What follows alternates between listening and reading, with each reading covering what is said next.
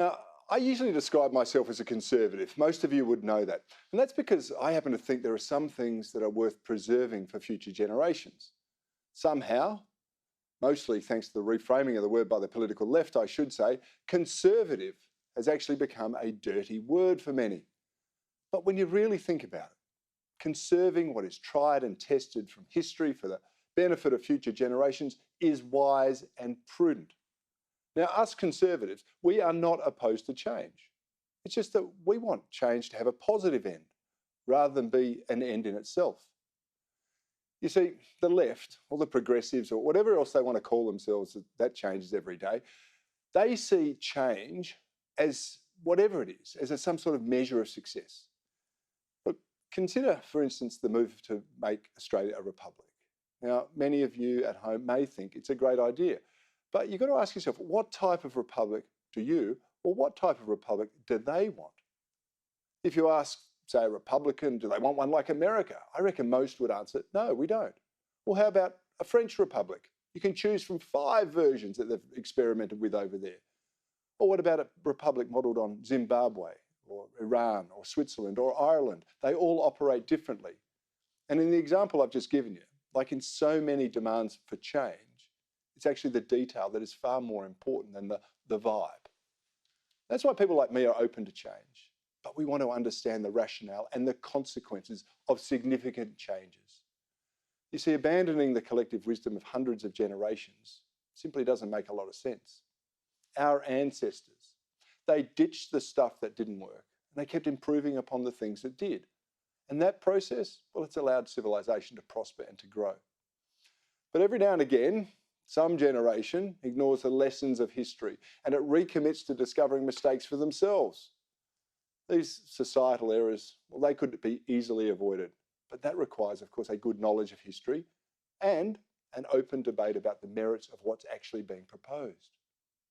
Traditionally, in our society, history and debate have been the hallmarks of our education system. Unfortunately, that too has now fallen victim to the folly of the cultural experiment that's actually been played out on our children and our young adults, just as I speak. Time-honoured learning techniques have actually been abandoned. The basics have been ignored, and our kids are learning less as a result. You only have to look at the literacy, the numeracy, and the behavioural standards to recognise that. They've been going the wrong way for decades. And when it comes to higher education, I think things are even worse. Almost every child is now expected to go to university. Even, and we've got a level about this, some aren't suited for it. They get degrees in social studies and then whatever similar things. They then peddle these new societal experiments that reduce humanity to subjects in a giant socialist petri dish. Now, a recent audit of Australia's top 10 ranked universities reveals that the humanities are actually no longer concerned with the intellectual and cultural inheritance of Western civilization. That survey found that just 177 of the 1,181 subjects taught in this space were offered on the core topics that I think, and most other people do, should be the basis for each discipline. Instead, well, the courses are filled with identity politics, with critical race theory, and gender, of course. Little wonder the world is in such a mixed up state right now. I also find it alarming that open debate is shunned on many higher education campuses.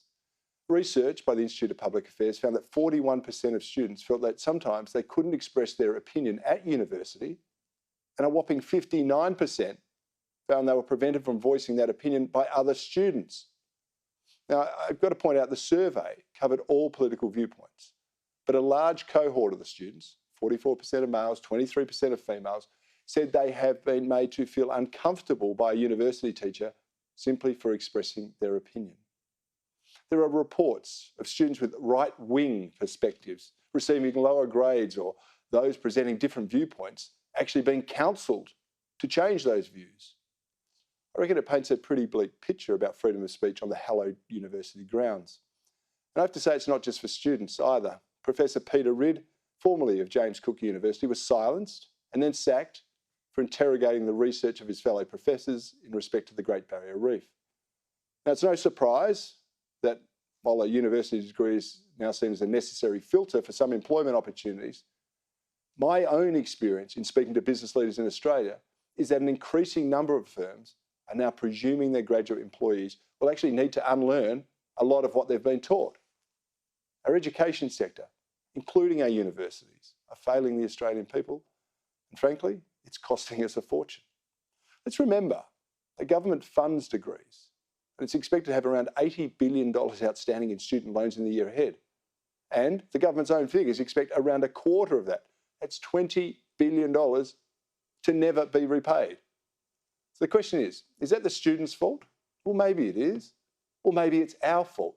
We've stood by and watched while the system has got worse and worse. Politicians have thrown money at education, particularly university education, without demanding better outcomes. In short, we're now reaping what has been sown over past decades. And it seems to me that there's little appetite to overhaul a sector that is actually consuming vast amounts of taxpayers' cash and delivering such poor results for our children.